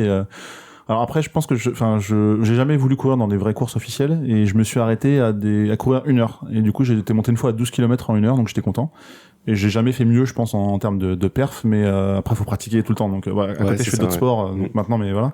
Mais c'est vrai que c'est le fait d'avoir ce petit, ce petit défi perso. Après, je sais pas où tu cours, mais je courais dans les rues autour de chez moi et je visitais un peu les quartiers et toujours en faisant un tour différent. Parce que dans les parcs, en fait, je trouvais ça trop cyclique. Non, c'est chiant pour le coup. J'aime bien aussi de temps en temps. Maintenant je le fais. Avant je le faisais pas parce que j'avais toujours mon parcours. Et là, depuis quelques temps, en fait, j'essaye justement d'aller dans des rues que je connais pas et puis et découvrir un peu, quoi. Et je trouve ça plus sympa. Ça m'est arrivé de faire des fails aussi en courant un peu n'importe où comme ça et de me dire là je suis fatigué et je fais je suis merde. à 2 km de chez moi. T'es obligé de rentrer après, voilà. Mais vu que je marche toujours un peu, tu prends Uber. Ou la trottinette, tu prends la trottinette. Non, pour le coup, de toute façon, même si j'arrive en bas de chez moi, je fais toujours un petit tour à pied pour récupérer, pour pas m'arrêter net comme ça. Et ces 2 km, finalement, ça se fait assez vite à pied. Ouais. Donc voilà, ce serait ça. Et puis le prendre vraiment plus de sérieux, les étirements, tout ça. Et on va en reparler dans les mois à venir avec plaisir. Voilà. Zef, tu fais le malin. Et toi ? Non, mais moi j'ai plusieurs défis pour moi, mais je vais vous en parler d'un. C'est pas le sport. Je me suis remis au sport, mais c'est pas le sport. Tu fais quoi ? Je fais de la muscu 3 fois par semaine avant le boulot, avant d'aller au boulot le matin. Ouais. C'est vrai que t'as des biscottos maintenant un peu là. Donc voilà, mais non, sinon l'année dernière, et j'ai lâché depuis, c'est un peu con, je m'étais inscrit à une box de trucs de tueur en série. C'était un truc d'énigme, genre je le vendais vachement l'année dernière parce que j'étais ultra enthousiaste quand j'avais découvert le truc. Et c'est un truc que tu reçois. En fait, c'est une boîte qui s'appelle Hunt a Killer. Dans le jeu, tu t'inscris à un truc, c'est genre Listening Friends of America. Tu t'inscris à un programme qui aide des patients d'un hôpital psychiatrique, disons, qui t'envoie tous les mois en fait une lettre qui permet de s'ouvrir au monde et d'avoir un peu plus de contact avec l'extérieur et tout ça. Et donc tu reçois ta première lettre et t'as un mec qui te parle en disant mon ami, ça me fait plaisir de pouvoir écrire à nouveau, de partager mon expérience, bla bla bla bla bla. Et il donne des objets de sa vie quotidienne à la con, ça va être je sais pas, une carte postale, n'importe quoi. Et en fait le but, c'est le pitch de base, c'est un tueur en série qui t'envoie une boîte par mois et qui te dit attrape-moi. Ah, c'est excellent ça. Alors c'est que en anglais. C'est c'est un défaut aujourd'hui. C'est un défaut majeur, je trouve, aujourd'hui, mais c'est normal. C'est une boîte anglaise, c'est moi américain. Et donc du coup, l'histoire se place normalement en 8 mois. Avec 8 boîtes. Et chaque boîte est indifférente. T'as toujours la même personne. T'as un suivi. Parce qu'il se passe des trucs quand même bizarres autour de lui, dans l'institut où il est, il y a des changements, il y a des trucs qui parlent de changements dans le truc, bref, je vais pas rentrer dans le détail, c'est pas intéressant. Et voilà, et en fait j'ai reçu les 8 boîtes, là j'ai commencé la 2e saison, j'ai ouvert les 3 premières boîtes et j'ai arrêté. J'ai pas trouvé le temps de le faire, on va dire ça comme ça, et du coup j'ai jamais fini l'histoire. Et je suis assez frustré en fait aujourd'hui. Tu vois toutes les boîtes rouges et noires qu'il y a là-bas, c'est ça. Ah, okay. Les lettres qui sont accrochées, c'est ça aussi. Et du coup, vrai, c'est cool. Ouais, c'est un peu comme dans les films ou tout. Ouais, là je les ai accrochés pour pouvoir les repérer, mais en fait dedans il y a plein d'objets. Et donc je vais prendre des boîtes pour tout ranger, tout classer, machin et tout. Et du coup, je m'engage moi tout seul parce que j'ai envie de finir ça. J'ai envie de finir cette histoire de base et j'ai envie de la continuer surtout, de continuer la box au fur et à mesure parce que je pense qu'il y a des suites assez intéressantes à faire. Et donc je m'engage à faire au moins une fois tous les mois, à faire un suivi de ce truc et même de l'écrire, faire un report via, je sais pas, Twitter, Facebook, mon blog, reprendre, je sais pas, n'importe quoi, mais j'ai envie de faire un report comme ça et d'en parler en version RP en fait, roleplay et savoir exactement ce qui se passe et spoiler pour les gens qui ouvriront ça, je m'en bats les couilles. Mais voilà, j'ai envie de me prendre un soir, 2 soirs par mois pour me dire ok, j'ouvre cette putain de boîte, je prends le temps qu'il faut pour l'ouvrir, pour découvrir les énigmes qu'il y a à l'intérieur, pour tout decipher et puis avancer dans l'histoire. Donc voilà. Et ça te prend combien de temps généralement pour C'est relatif. Sur les 3 premières, la première boîte, ça avait pris facilement 2 soirs dans le mois. Pour tout comprendre, enfin essayer de tout comprendre. C'est un défaut, mais c'est normal en même temps parce que c'est censé être une enquête réelle. Vous voyez pas les guillemets, mais je les ai fait. Tu sais pas ce que tu cherches en fait. Le mec te donne des indices, mais tu sais pas à quoi ça sert en fait. Le gars il me donne une carte du ciel. Ok, c'est cool, mais je m'en fous en fait. Ta carte du ciel, elle a pas de rapport avec ce que t'es en train de me montrer. Et en fait, comme il y a beaucoup de recherches à faire aussi sur le net. Il va te renvoyer vers un article de journal qui a vraiment été écrit il y a 3 ans. tu sais pas où tu vas en fait. Tu fouilles tout seul, mais s'il faut, tu fouilles dans des trucs qui servent à rien. Et s'il faut, les scénaristes sont dit tiens, je vais mettre cette date là, il va tout chercher pendant l'année, il s'est rien passé, ça sert à rien. Et en fait, c'est juste ça, mais du coup, là où j'ai ouvert la 4e boîte, je commence à retrouver des similitudes ou des trucs qui se sont passés dans la première. Donc je me dis ok. Là, il commence à avoir un point de charnière sur ça, donc je commence à kiffer un peu plus, à retrouver le truc de base. Mais voilà, il y a des trucs là dans la 2e ou 3e boîte, on retrouve un stylo ensanglanté. Bref, une dent. Il y avait une dent PUV, il y avait plein de trucs comme ça. Donc voilà, c'est un surprise. Je sais pas exactement ce que ça va être, mais ça peut être cool. Enfin, c'est très cool par ailleurs. Bah ça a l'air, hein. Ça a l'air vraiment bien. Est-ce que tu joues seul à ça ? Non. D'accord. Et tu peux faire seul. Seul. Je pense que seul, c'est pas chiant, mais c'est délicat. Parce que c'est comme tous les jeux de genre, en fait. Chronicle of Crimes, qui est un jeu de plateau avec un truc VR. T'as Détective qui est sorti il y a pas longtemps. Sherlock, tous les trucs détective conseil, machin et tout. Tous les jeux de plateau du genre, en fait, tu peux les faire seul, mais le problème, c'est quand t'es bloqué, en fait, dans ta réflexion. En fait, c'est con, mais ta réflexion, elle est en sillon. C'est-à-dire que quand tu commences à réfléchir sur un truc, tu creuses un sillon de réflexion. Et en fait, quand t'es bloqué sur ta réflexion en disant je dis n'importe quoi, ok, 2 plus 2, bah putain, j'arrive pas à comprendre pourquoi 2 plus 2 ça fait pas 2, ça fait pas 4 là, mais pourquoi ça fait pas 4? Et en fait, tu penses qu'à ça, en fait, tu bloques dans ta réflexion, et t'as personne pour te dire, mais en fait, c'est pas 2 plus 2, c'est autre chose. Ça sert à ça, et ça sert à ça, et en fait, qui va croiser ta réflexion et te bouger ailleurs. Et tout ça, c'est vraiment dur, en fait. Moi, j'ai pas l'habitude de réfléchir à long terme tout seul. Je le prends de plus en plus, mais il y a plein de trucs sur lesquels je suis bloqué bêtement, sur le truc, c'est les escape games, quoi, tu vois. Et même quand tu parles d'un de tes problèmes à quelqu'un, des fois tu arrives à résoudre. Oui, c'est exactement ça. C'est pour ça qu'on appelle le problème du sillon, c'est quand tu rentres dans une phase psychologique où tu dis putain, je suis vraiment nul en fait, j'arrive pas à faire ça, je suis une grosse merde. Puis je suis une grosse merde parce qu'en plus je pense pas à ça, et puis je pense pas à ça, je pense à autre chose. Et en fait, tu rentres dans une phase de sillon où tu penses toujours la même chose, et t'as personne qui te dit mec, en fait c'est faux. Passe à autre chose, pense autrement, et c'est ça qu'il faut faire dans les escape rooms, c'est la même chose. Pensez qu'il faut le faire en groupe, parce que t'as toujours quelqu'un qui, quand t'arrives pas à faire une énigme, tu la lâches, t'as quelqu'un qui va y arriver à côté de toi, qui va pousser les choses, et ainsi de suite. Donc voilà. Justement, je vais faire un parallèle avec ces escape games, là où tu pourrais te faire aider par un maître du jeu.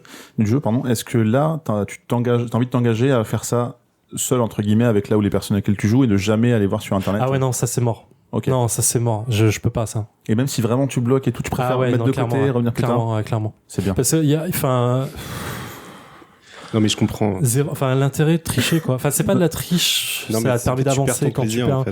En fait, il y a rien de plus décevant de coincer sur une énigme et de dire ok, si j'ai pas cette énigme, j'avance pas. Donc tu vas le voir et tu fais oh mais putain, mais je le savais, et en plus je me le suis dit et j'ai pas voulu y aller, et voilà. Et il y a rien de pire en fait, et tu te gâches ton plaisir vraiment là-dedans. Donc non, c'est hors de question. Mais je comprends. Alors je dénigre pas les gens qui le font, et je comprends complètement, parce qu'effectivement t'as pas forcément 12 heures à passer sur une énigme. Je l'ai pas non plus.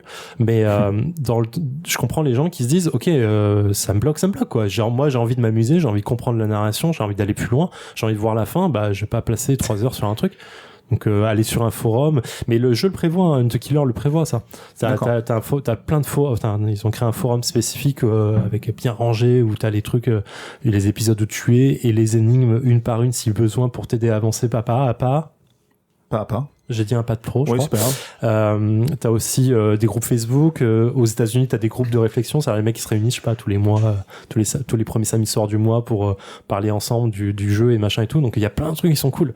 Okay. Il manque en France, un France, un truc comme ça. Ce serait tellement cool. Tellement cool. Mais là, j'en parle.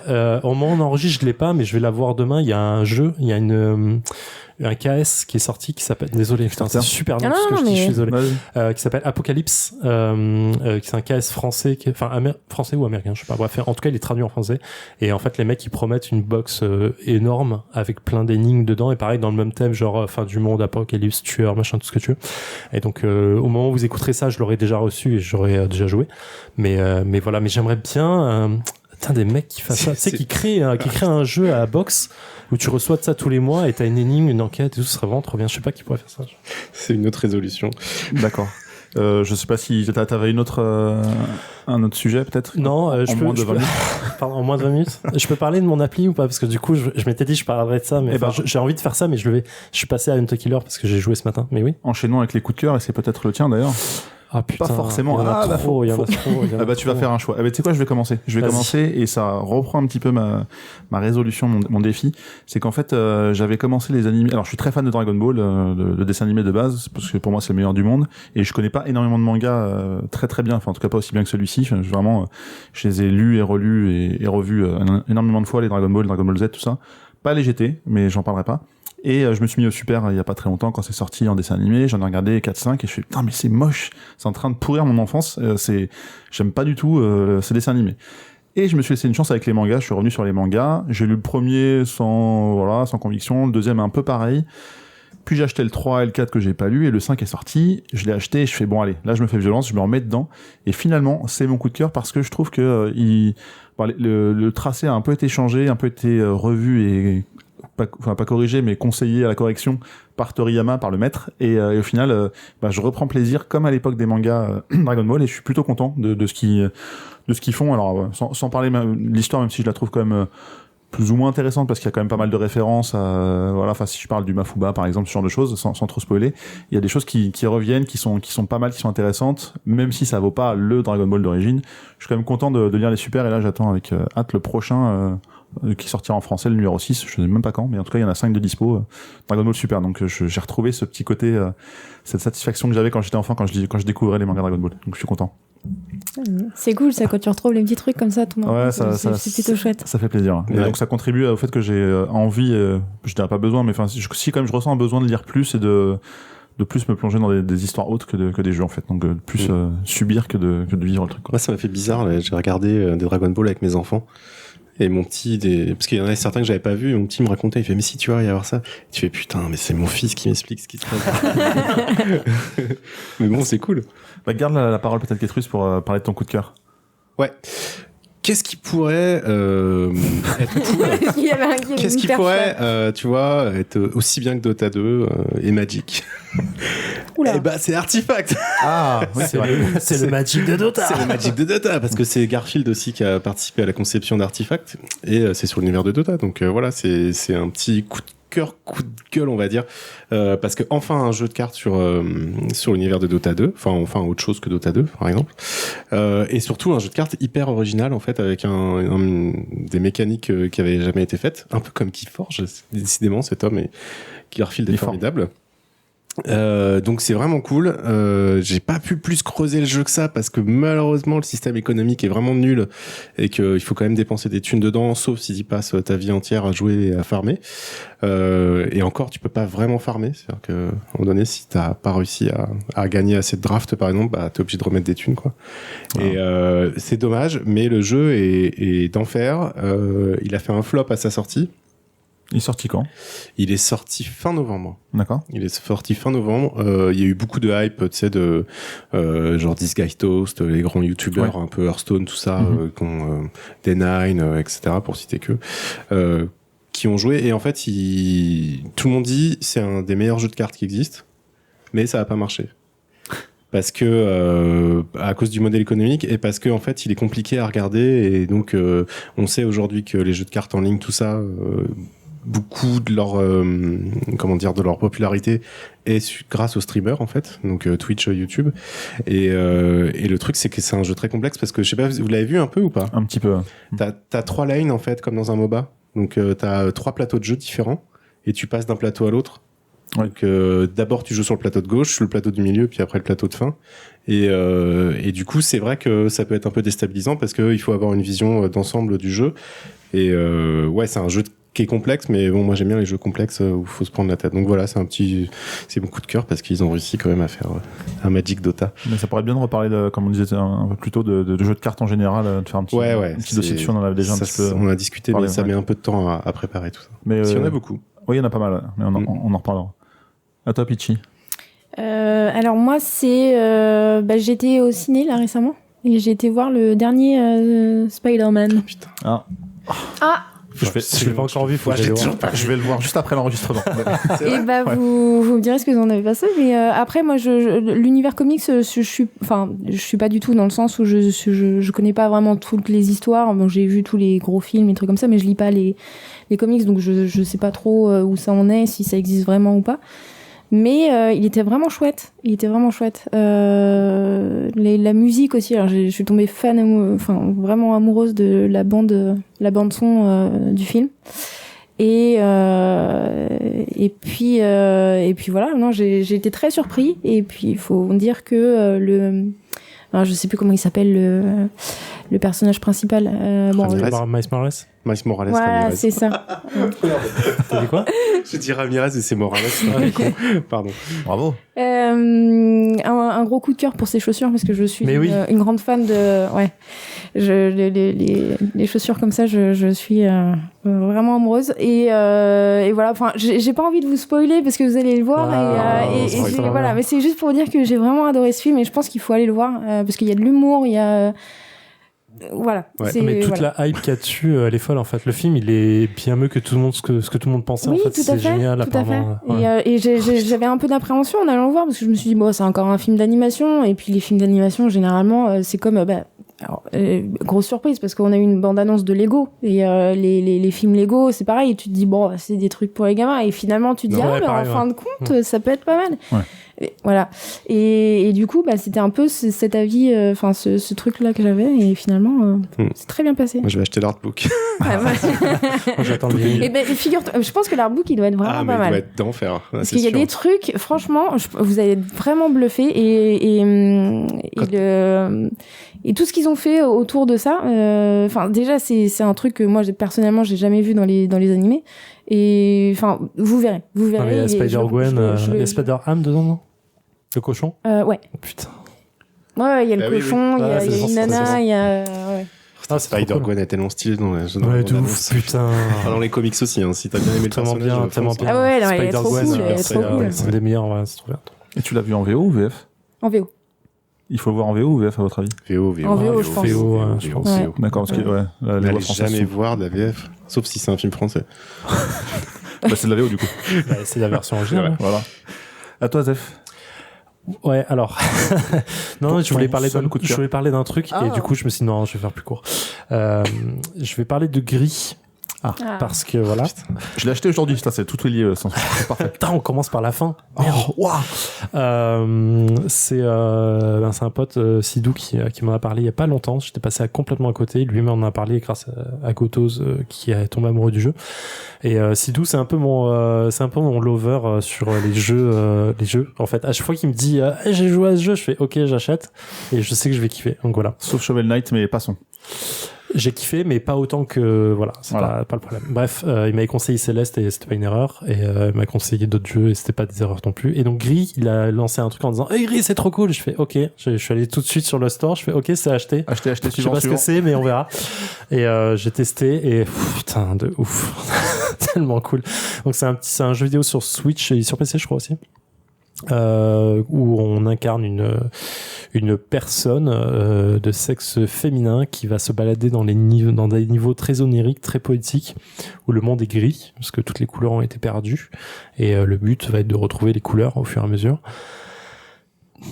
Alors rien que ça devrait vous vendre le jeu, je pense. Arrête d'en parler, s'il te plaît, ça me fait frustrer, mais de pas avoir de Switch. J'ai envie de vous parler de l'animation du jeu qui est au-delà d'elle folle, elle est juste bandante. C'est hallucinant. Non mais c'est fou.